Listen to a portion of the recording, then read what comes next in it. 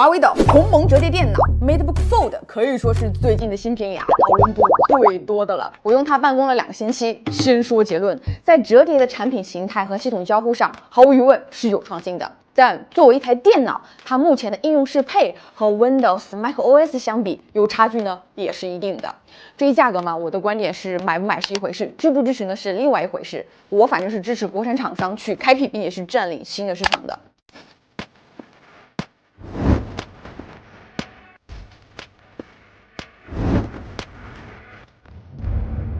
但它到底贵在哪儿了呢？我觉得是没有竞品。我们先说优点，后面呢再讲实际用的体验。MateBook Fold 最大的优点呢，就是它的新形态，折起来呢是13寸，打开呢是18寸，面积直接翻倍。我们从2个方面来对比哈，折起来呢跟13寸的 MacBook Air 比，大小上呢是差不多的，厚了一些，但是呢轻了差不多60克。目前最轻的大屏轻薄本17寸的 LG Gram 呢 1.32厘米厚，重量呢是1.36千克，也是要比它更重的。作为对比哈，华硕之前出的折叠笔记本重量呢是1.5千克，合起来呢是1.74厘米，厚度呢是8.7毫米。新的形态带来的呢就是更多的使用场景。这个18寸的屏幕我第一次展开，真的就是感觉是有点大的夸张了。电脑的屏幕真的就是每大1寸呢，优势就很明显了。捧在手里当一个平板用，看视频就是真的很爽。我打个比方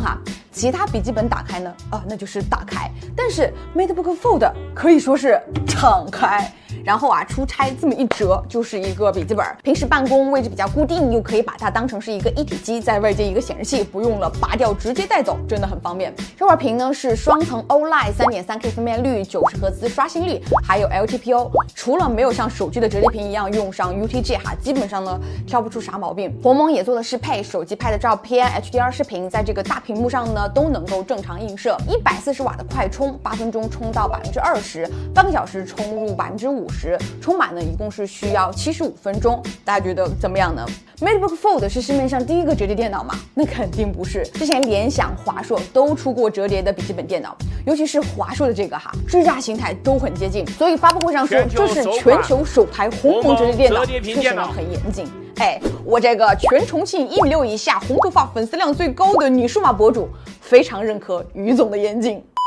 这些折叠电脑虽然呢都做得很早，但是体验呢真的算不上好。就比如很简单的把屏幕展开，窗口呢都会闪一下。厂家呢想要做适配，也只能够预装一些软件来一定程度帮助自己的产品有一个更好的体验。相当于只是解决了把电脑折起来这个问题，但是呢没有解决电脑为什么要折叠。可以说如果 Windows 不计划做折叠电脑，就只有苹果呢能够从底层交互上做出来能用的折叠电脑，除非是从头做一个系统，比如鸿蒙。MateBook Fold 和之前的折叠电脑最大的区别呢，就是系统完全是自己的。客观的说，它的交互体验呢，真的就是把这个形态利用得很好。上滑呢就是返回桌面，上滑悬停呢就是多任务，和手机、平板的操作逻辑呢非常的像。折叠之后，桌面的图标、小组件、窗口系统呢都会根据它们所在的不同位置，自动把窗口分在上下2个屏幕。3指上下滑动呢，就可以让窗口在不同的页面里切换。5个指头这样呢就可以放大缩小，而且你的手在哪里缩小，窗口缩小后呢就应该在哪里，然后就是它的虚拟键盘。说实话，虽然是戳玻璃，但是呢比我想象中呢要好用那么一些，是能够应付简单的码字办公的。只不过没有实体键盘的触感，得频繁低头看键位。在折叠的形态下，8个手指这样一按呢就可以直接呼出。当然我自己的习惯呢还是10个手指这样呢也可以。它的机身里边呢有2颗 X 轴震动马达来模拟打字的震感，搭配这2个打字的声音，体验呢比单纯的戳屏幕呢还是要好不少的。不过你这样端着用感觉呢特别明显，但是放到桌上用呢就有点不明显了，可能是因为是虚拟的我有点不习惯，总是手掌悬空，怕放上去误触。实际上呢并不会，也模拟了触控板，还有各种皮肤可以选。华为呢也很好利用了键盘等于屏幕这个特性，比如说我很喜欢这个显示快捷键的功能，因为它的快捷键和我之前用的 Mac 不一样嘛。开启这个功能之后呢，比如我按下这个蹲这个 Ctrl 它就会显示对应的功能，按下这个鸿蒙键呢也会有各种对应的显示。使用剪映、万星喵影这样的剪辑修图软件，适配以后呢就不用费劲击快捷键，感觉呢还挺实用的。如果是 Windows 没有做好适配呢，就是这样的梦幻双键盘。那现在的鸿蒙电脑实际的体验到底怎么样呢？我呢也是用它真正尝试了2周办公啊，先给结论，轻松一点的文字办公没有问题，日常的简单视频剪辑也没有问题，但是要是做大家现在看到的我们频道里的每期视频，那还是需要一些时间来适配的。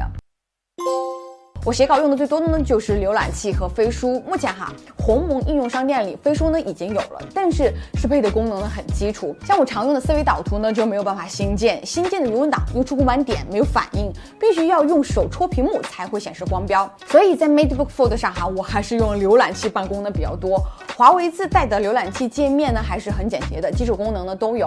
我这2周用它办公没有遇到什么问题，就是我以前用其他浏览器都会装一些插件，比如说我的 Mac 鼠标移过来呢，就可以直接看视频的封面，换到 MateBook Fold 上呢，还是有点不习惯的。我平时用这台电脑最爽的时刻呢，就是外卖到了以后直接把线一拔掉，就可以去餐桌边吃边刷下饭视频。自带支架，亮度高，双层 OLED 的显示效果呢也很好，加上这个扬声器体验呢比平板呢好太多。而且之前电脑上看的内容，拔掉线了也能够继续看。小艺也常驻在大栏的最右边，键盘上呢也有了专门的按键，点一下呢就能够直接呼出，和我之前评测 Pure X 上的小艺呢差不多，人味呢要更足一些。我写稿用的比较多 DeepSeek， 小艺呢也接入了，还整合了像小艺翻译这样的功能，能够在线翻译图片文档里的信息，相比手机用起来呢确实是要更顺手一些。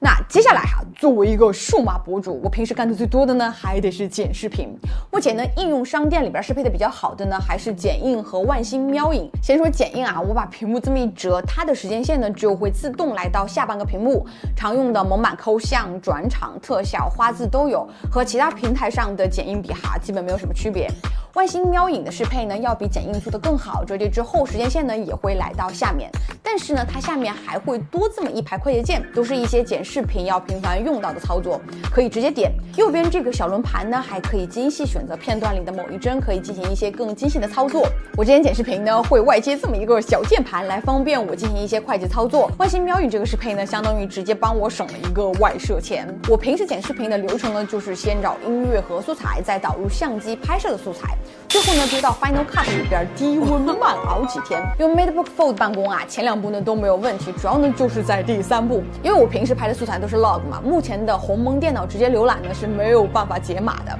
需要借助一下第3方播放器，但是浏览起来呢还是有点卡，拖到剪辑软件里边呢也是，可能是因为我们拍的素材码率太高我后面把 log 关掉，素材呢就能够正常读取了，剪起来呢也要更流畅一些。用手机拍的 4K 素材呢就更没有问题了，所以一些轻度的日常生活化的视频剪辑，目前的鸿蒙电脑呢还是可以胜任的，屏幕大，监看清晰，显示的轨道也更多。但是如果你是像我一样就是靠剪视频吃饭的，拍摄的素材规格比较高，那目前的鸿蒙电脑确实呢还是需要很长的时间来适配的。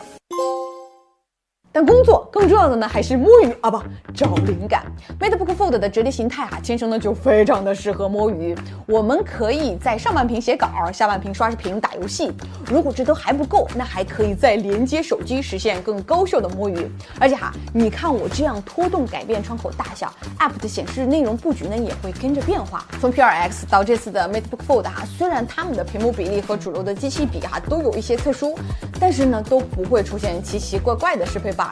开发者们只用设计一次 App， 手机、平板、电脑都可以适配，这就是鸿蒙响应式布局的优势。但是如果外接显示器的话，就必须得把机器展开用，没办法用这个我很喜欢的折叠形态了，应该就是出于散热的考虑。至于游戏，目前适配的还不是很多，应用商店里的大部分游戏呢都比较基础，但是呢有我经常玩的蔚蓝档案，可以在18寸的大屏幕上看到自己喜欢的学生，感觉还是挺不错的。适配比较好的呢是这个苍翼混沌效应，除了可以触屏玩，它还对键盘做了映射。至于三国杀嘛，大家打个差评呢就可以了。因为目前适配鸿蒙的 App 呢比较少，鸿蒙应用商店上呢也是直接上架了虚拟机 App。操作流程呢还是很简单的，可以自定义 CPU 核心和内存大小。我这个完全没有接触过虚拟机的小白，跟着引导一步步操作下来也没有遇到啥问题。平时呢可以4指直接这样在鸿蒙和虚拟机之间切换，虚拟机这里呢也会自动创建一个鸿蒙共享文件夹。Windows 上下载的文档、图片拖到这里呢就可以在鸿蒙上打开，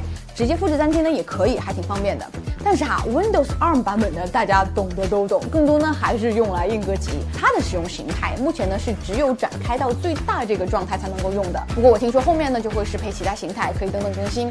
刷新率呢就限制在了60赫兹，日常办公肯定是没有问题。游戏的话，我试了几个，撸啊撸、原神都没有办法安装 ，Steam 呢也不行，剪映的体验呢也没有在鸿蒙上用那么流畅。所以它目前更多的作用呢还是应急，用一些目前鸿蒙电脑上没有的比较基础的软件，但是参考手机，感觉应用适配的速度呢也不会很慢。最后我再跟大家说一下这个配套的键盘。首先就是它的续航真的很牛逼，我用了1个星期完全没有充电。这么薄的机器人能够做到这个程度呢，真的就很厉害了。它的敲击手感呢也很不错，比一般的主打便携的键盘呢都要好。这个触控板可以像手机一样指关节截屏，还是带压感的，体验呢确实很接近 Mac， 还能够直接磁吸在机身上，带出门呢也很方便。我觉得鸿蒙系统做的比较好的点呢，就是我同时按这个鸿蒙键和问号，就可以直接查看系统的快捷键，很方便新用户上手，尤其是对于鸿蒙这个新系统来说。OK， 以上呢就是我用 MateBook Fold 2周办公的真实体验，不知道大家觉得它的表现怎么样，可以打几分？它就像是一本没有完结的连载小说，第1章呢已经足够惊艳了，封面呢也做得很华丽，但是剧情走到哪儿了，未来主角会不会有什么危险，还是得看接下来的几章怎么展开。但无论大家如何评价，不用怀疑，这就是目前中国科技能够拿出的最高水平。极致的折叠和大屏刚刚起步的鸿蒙系统，这个产品目前呢一定是小众的，是不属于大多数人的。从结果来说，华为呢在走和苹果一样的路，这条路呢叫做没有竞品，独一份的硬件加独一份的操作系统，有不一样的体验。还是那句话，我支持国产厂商去开辟并且占领新的市场。好啦，本期视频呢就到这里结束了。如果大家觉得做的还不错的话，一定要多多给我评论、点赞、转发、收藏。我陈红，我们下期见。